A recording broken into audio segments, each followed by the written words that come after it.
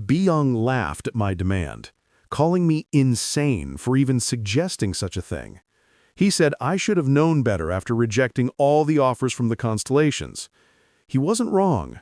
Right before the sub-scenario began, I had refused every sponsor.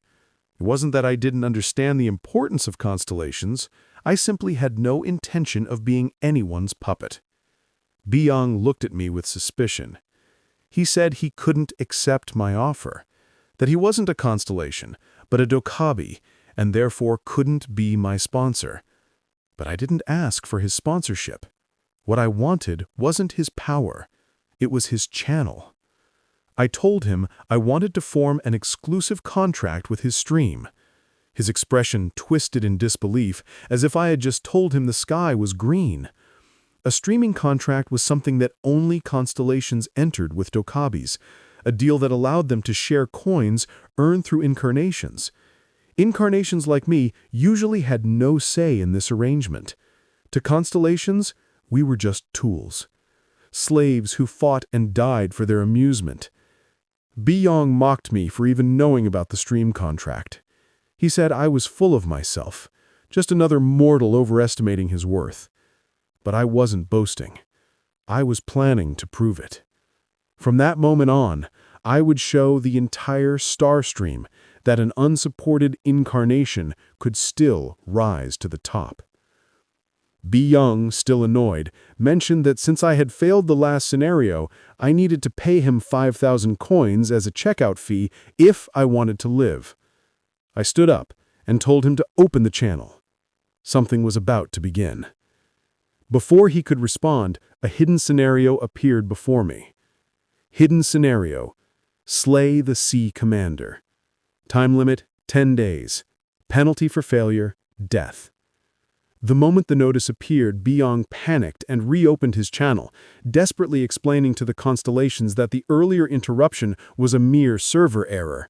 He claimed he'd never dare to turn off a broadcast himself, otherwise he'd be exterminated.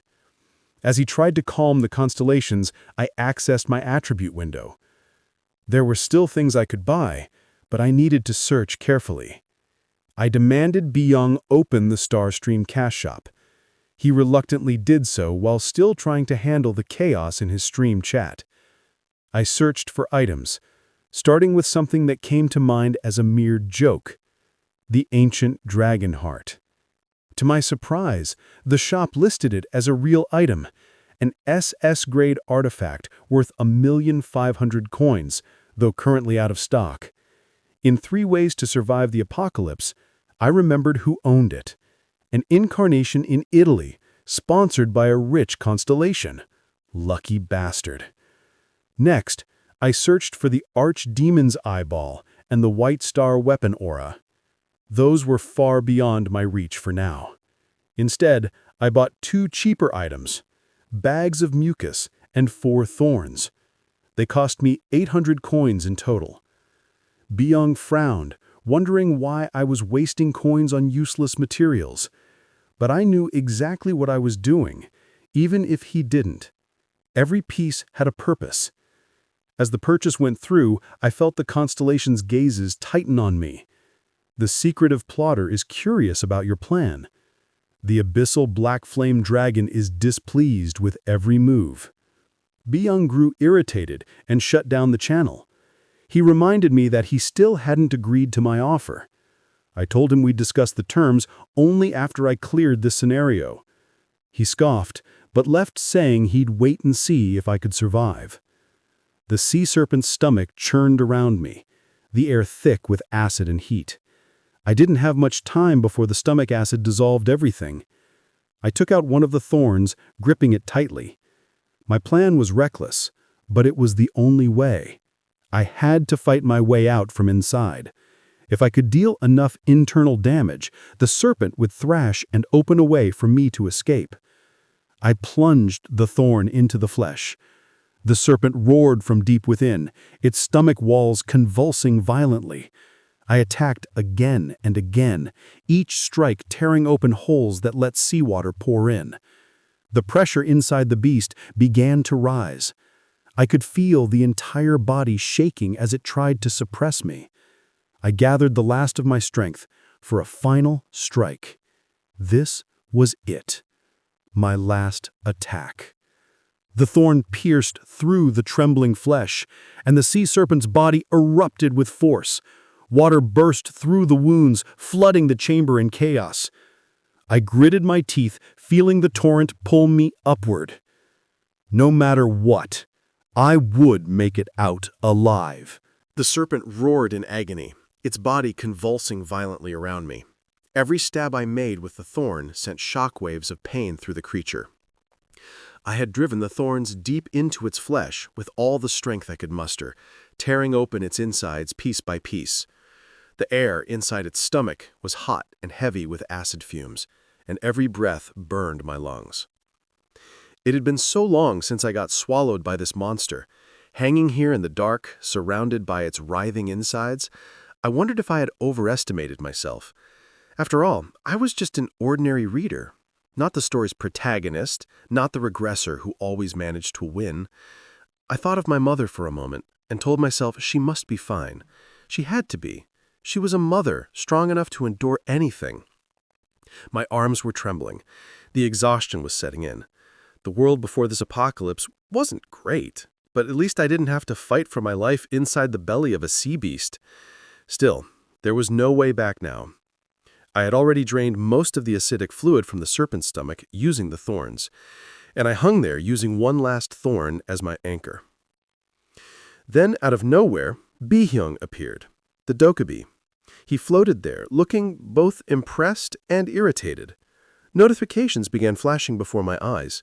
Several constellations had noticed my struggle and were impressed by my survival, rewarding me with 100 coins. 4 days had passed since the hidden scenario began, and I was still alive inside this monster. Barely. Bi-hyung muttered that he never expected me to use the thorns that way. I must have looked terrible. My body was weak, covered in burns and acid scars. My strength finally gave out, and I collapsed against the wet flesh of the serpent's stomach. The system notification chimed. Hidden scenario, slay the sea commander, cleared. I had survived. I received 9,000 coins as a reward and an additional 1,000 for being the first to successfully hunt a Tier 7 sea monster. For the first time in days, I smiled. I was still alive. Bi-hyung began rambling about stone hogs, how they usually lived along coastlines and used their thorns to pierce and dry their prey. He never imagined I'd use the thorns the way I did. Some constellations even smiled knowingly through the stream. They were starting to understand me, maybe even enjoy my methods. Then he mentioned something else, how the mucus of the hammer seahorse could be used to protect against the stomach acid of an iosaur. That triggered a memory. Before the thorn began working, I had covered myself with what was left of the seahorse's mucus. It had saved me. The mucus neutralized the acid, buying me precious time. But survival came with hunger. I ended up drinking the iosaur's bodily fluids that funneled through the thorn. It was disgusting, but it kept me alive. The moment I drank it, I felt my stamina recover. That was the point where the real test began, a test of pure willpower. Bi-hyung admitted that hammer seahorses were a species of iosaur and had evolved to produce special mucus to survive in acid. So that's how I lived through it. He claimed it was helping me because he pitied my state, but I know he just wanted to keep the stream interesting. Pain still lingered in my body, though it was dulled. My skill, the fourth wall, partially nullified it, keeping my mind steady. To the constellations, my suffering was entertainment. To me, it was a lesson in endurance. Bi-hyung said the whole thing was like a survival drama, and in a way it was. I told him to open the Dokkaebi shop again. I stabbed another thorn into the serpent's body, searching until I found the iosaur nucleus. Once I pulled it free, I handed it to him and told him to put it up for auction in the Dokkaebi auction house. I wanted it traded for only one thing, broken faith. Nothing else. He looked suspiciously, then abruptly closed the channel so the constellations couldn't hear the rest of our talk. That's when we finalized the stream contract. Watching me clear the scenario had changed his mind. He said he wanted to form a deal. When he showed me the written contract, I was honestly surprised. He even said it was something humans liked, a proper agreement. I examined it carefully. It seemed fair, But I pointed out that one thing was missing: the ratio. He offered to split everything 50-50 and even said he wouldn't charge me for using the channel. All coins gifted by the constellations would be shared equally. But I wasn't naive. Normally, a dokubi hosted an incarnation supported by a constellation, and the coins gifted would be shared between the constellation and the dokubi. But I didn't have a sponsor. That meant when the constellations gifted me coins, they were taxed heavily by the system. Most of the profit went to Bi-hyung. He was already earning well just by hosting me. So I told him I'd be taking all the coins. He could keep the commission. He shouted in outrage, lowering his offer to 70-30 in my favor. I refused. I told him either I took everything or I'd move to another channel. I even mentioned that Gildren had been doing well recently. The look on his face was priceless. The constellations began to complain about the delay caused by our negotiation. The notifications flashed rapidly, demanding the stream to resume. In the end, Bi-hyung reluctantly agreed to my conditions. Before ending the deal, I demanded one last thing: a contract fee, 5,000 coins. He paid, fuming, but I didn't care. When I finally climbed out of the serpent's remains, fresh air hit my lungs for the first time in 4 days. I expected it to take 2 days, but surviving 4 wasn't so bad. Even Joonghyuk took 4 days to do this in his 4th regression. I managed to do it on my 1st. Not a bad start at all. I had made a stream contract, earned thousands of coins, and proved my theory. I couldn't get anyone to sign anything before the world ended, but now I was living contracts that decided life and death. Maybe I was really becoming someone extraordinary, all because I read 3 Ways to Survive the Apocalypse. My personal skill, the 4th wall, was still active. I remember how earlier, when I asked Bi-hyung to fix my attribute window, he tried to use system interference on me. The moment he did, the 4th wall activated and blocked even his interference. That skill was my silent shield, something even a dokubi couldn't penetrate. Soon, I stepped into the next scenario area. A notification appeared. The system warned me that the zone was highly contaminated and ordered me to hold my breath and head underground. Poisonous fog drifted across the ruined landscape, thick and toxic. I tried to run, but I'd already inhaled some of it. The burn in my lungs returned, harsher this time. In the sky above, I felt the presence of a constellation watching, the abyssal black flame dragon. It smiled, its intent unmistakable. This was where the real game began. The ground trembled with every explosion above, and a thick, metallic taste of poison filled the air. Monsters were crawling out from beneath the surface, the shrieks echoing through the ruined city. I moved quickly, slipping into a small convenience store that was barely standing. The shelves were ransacked, but there were still enough supplies to fill my bags: canned food, bottled water, a few medical kits. Every second mattered. Then, a sharp notification blinked in front of my eyes. Warning: the scenario is highly contaminated. Hold your breath and seek underground shelter immediately. I clenched my jaw. The poison was spreading faster than expected. Fortunately, I had Ella Monkey's lungs, a temporary item that could neutralize toxins for a few minutes. I activated it, feeling my lungs tighten and shift unnaturally, filtering the deadly air. The relief was immediate, but I knew the effect wouldn't last long. I had to move underground fast. Just as I was about to head toward the nearest station, I heard something faint. A voice. Someone was calling for help. I turned around, confused. How could anyone still be alive out here? Through the drifting haze of smoke and poison, I saw her. A woman wearing a cracked mask, her body trembling as she tried to stay upright. Yoo Joonghyuk. I didn't expect to see her again. Not here. Without thinking, I rushed to her, lifted her onto my shoulders, and started running. The world was chaos. Buildings were collapsing, fires burned in the distance, and monsters crawled through the cracks in the street. I thought about Alu Station. It had been completely destroyed since it was above ground. Junho Station was the nearest underground point still intact, at least according to my memories of the novel. I pushed myself harder toward it. When I finally arrived, my relief was short-lived. The gates were sealed shut. Junho Station's main entrance was closed, and time was running out. The poison was seeping through the air again. I needed another way in. Then, I heard a faint voice, Sang-a's voice. She pointed weakly toward the fourth exit. I carried her there and found a metal shutter. When I tried to open it, voices came from inside. People. Survivors. But instead of helping, they shouted at me to leave. They said the place was overcrowded, that no one else could come in. I looked at the woman dying on my shoulder. Overcrowded or not, I wasn't leaving her out here. With a deep breath, I grabbed the shutter and pulled with all my strength. Metal screamed, bolts snapped, and the door finally gave way. The people inside scattered in fear when they saw me forcing my way in. Inside was dim and claustrophobic, faces filled with suspicion and exhaustion. I laid Sang-a down gently and pressed the mask closer to her mouth, hoping it would help her breathe.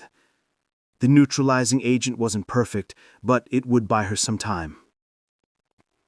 I scanned the area. None of this matched the story I knew. These characters, they weren't supposed to exist here. Maybe they were background figures, people who never survived this far in the novel. Before I could check her character profile, a group of men approached me. Their leader was broad-shouldered, rough-faced, Cholu. The name didn't ring a bell. Definitely a nobody from the original 3 Ways to Survive in a Ruined World. He demanded to know who I was. His tone was hostile, filled with arrogance. When he noticed Sang-a and my bags full of supplies, his expression twisted. He said I could live if I left the woman and the food with him. Typical. The kind of scum that always appears when society collapses. Humans turning into animals faster than the monsters ever could. The air shifted. A faint glow appeared in my vision. A system message. The constellation, Prisoner of the Golden Handband, is angered by the appearance of grunts.